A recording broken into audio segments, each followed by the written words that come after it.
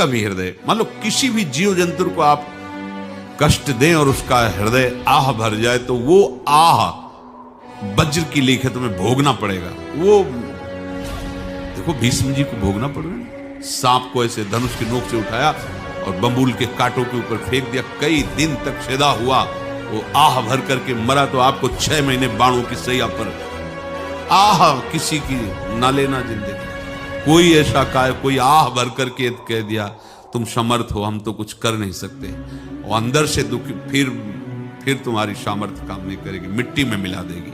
फिर ये तो संत थे और भगवत आराधना के लिए, संत आराधना के लिए ही ऐसा किए हुए थे।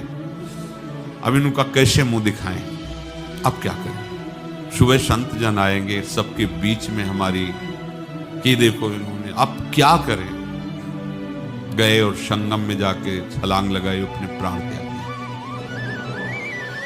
अब उनके तो पास मोहरे थी और व्यापार बढ़ा, और 9-10 महीने बाद ही लड़का हुआ।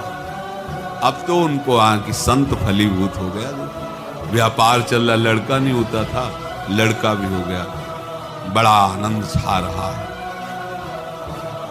जब से वो प्रकट हुए और धन की वृद्धि शुरू हो गई, पढ़ाई लिखाई में उनके खर्चा हुआ सब, बस बीमारी शुरू हो गई उनके शरीर में, अब उसमें पैसा जाना शुरू हुआ। इतने आसक्त तो वो दोनों हो गए कि कुछ भी हो, व्यापार ठप, संपत्ति बेचना शुरू। तो उन्होंने कहा कि बेटा मैं क्या कर सकता हूं तुम्हारे? बोले हमारी अंतिम इच्छा है प्रयाग चलो, और जितने प्रयाग में संत महात्मा सबको एक बार भंडारा करो।